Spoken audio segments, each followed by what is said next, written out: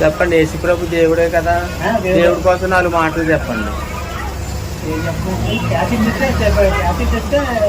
వాక్యం ఉంది, ఊహించి వాటి అన్నికంటే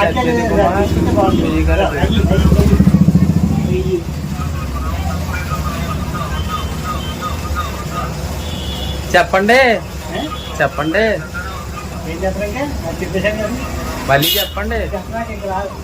ఏ తెలీదా? చదువుకోలేదా మీరు? బైబిల్ తెలీదా?